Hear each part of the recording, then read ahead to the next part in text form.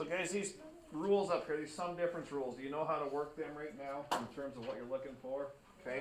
So guys, I think we are on are we on the last one? Awesome. So let's take a look, then let's get there. Example 5. Ooh, example 5 is kind of a rough one, but I think we can handle it because you guys are smart.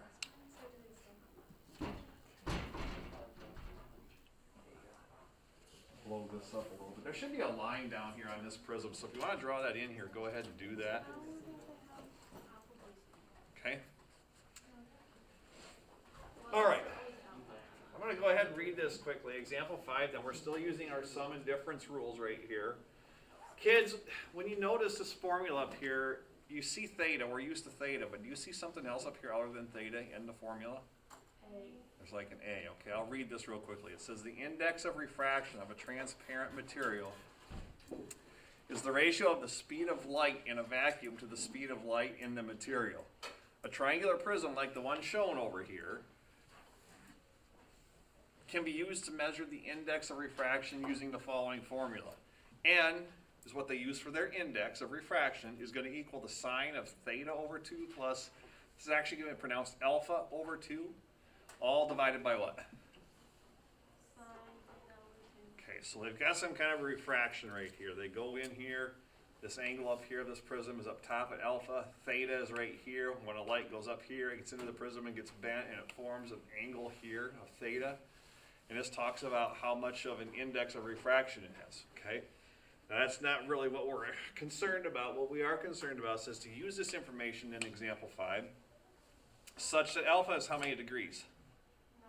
We want to say if alpha is 90 degrees, show that the index of refraction formula can be rewritten as n equal root 2 over 2 plus root 2 over 2 cotangent theta over 2. Oh my gosh. Sounds kind of tough, right? What do they want alpha to equal here?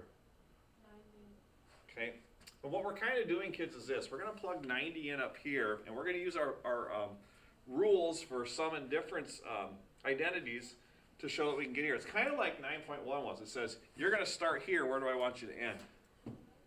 Right there. So we've got to show the work to say that this is where we want to get to. So we're going to start up here, and we want to end down here, okay?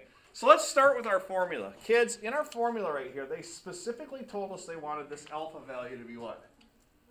90. Okay, so let's write that in here. So we're going to have n, my refraction index, equal to, here we go, up top, sine of, in parentheses, theta over 2. Okay, help me out here, kids. If I plug 90 in for alpha up there, what's 90 over 2 going to become? 45, okay? Now we're working in degrees there, aren't we? Since alpha was measured as 90 degrees. Would you guys agree with that?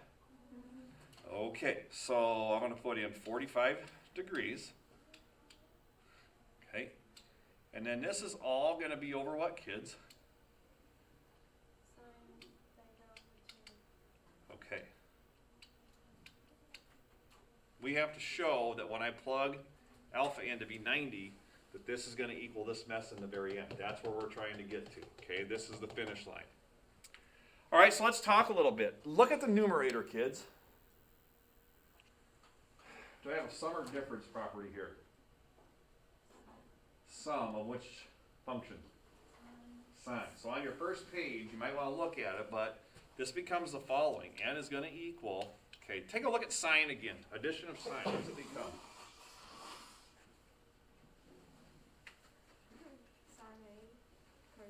So sine, cosine. And then plus cosine. Plus cosine, sine. Okay, so up top, here's what we've got, kids. We're going to have sine of theta over 2 times the cosine of the second angle, which would be cosine of what, kids? 45. Okay, and then to that we're going to add, okay, does that become cosine of theta over 2 next, kids, by rule? Times what next? Times the sine of 45, right? Now, kids, this is still all over what? sine of, oh shoot.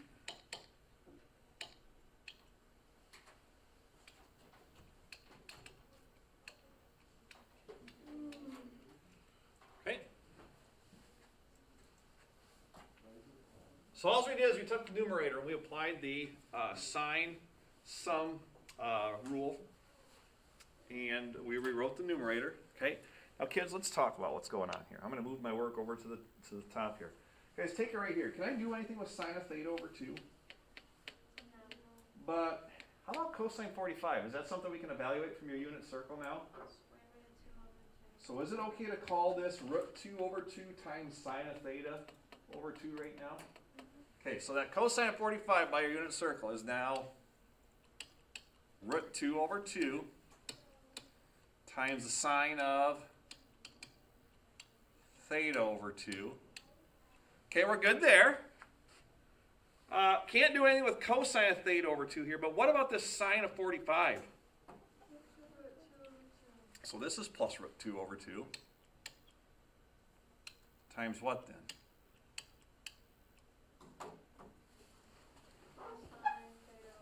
All right, times cosine theta over 2. Very good. Okay, what's this still all over? Okay. Now, I want to show you something here quickly, kids. I'll put some parentheses around stuff like this.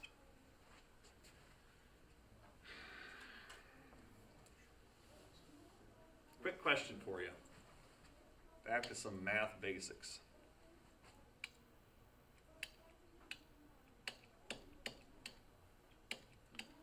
What's that going to equal, my friends?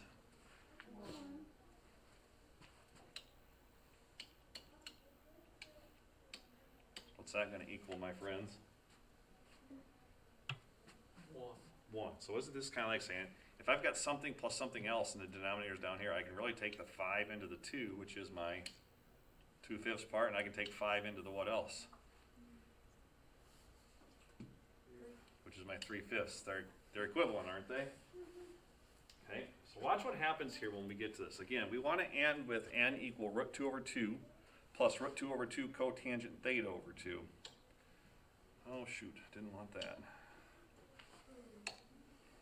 Okay, so let's get back to this mess at hand here. Okay. Can I take, like we just talked about, can I take sine of theta over 2 into this one and into this one right here? Okay, and I'm going to get away with it because all the angles that we're talking about relative to our trig functions, sine and cosine, are all theta over 2. Guys, what's sine of theta over 2 going to do to sine of theta over 2 on here on the left? Going to take that one out, isn't it? Okay, so when I divide this into that first part, these cancel. What am I left with to begin with? Okay. Yep, when I take this into this right here, that's just going to be root 2 over 2. Now, over here, this is the tricky part. Guys, you still got the plus root 2 over 2. But is sine of theta over 2 canceling anything over here? No, but it does become cosine over what, kids? Sine. Wonder what cosine over sine might equal. You might need that from 9.1 maybe. It's equal to cotangent, right? Cosine over sine is equal to cotangent, so this would be times the cotangent of, what angle were we talking about in terms of the sine and cosine that we turned into cotangent? Theta over 2. Now guys, I don't know about you, but what were we trying to get to? That mess right there, okay? Now again, that problem, when you first read it, it's like, oh my gosh, I have no idea what to do. But then they say, well, let alpha be what angle here, kids? And show that when you plug alpha in to be 90, n is equal to this mess. Well, guys, right up here in this step right here, we said, well, I've got a sine of an angle plus another angle. So we use our rule to get here. Evaluate the cosine 45, sine 45. They gave us the root 2 over 2's that we needed. And then we took the sine of theta over 2 into both parts. You were left with root 2 over 2 here and root 2 over 2 times the cotangent of theta over 2. Isn't that where you wanted to get to? you see the application of your sum identity for sine function right up here? Okay. Guys, I know that this looks like, if you were just walking into a room and looking at this, you'd be like, whoa, impossible. Okay?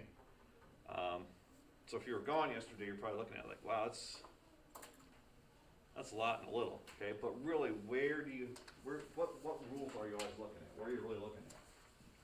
You're really going to be looking at the first page of notes, and what else do you need to help make progress on? Yeah, your unit circle. Okay.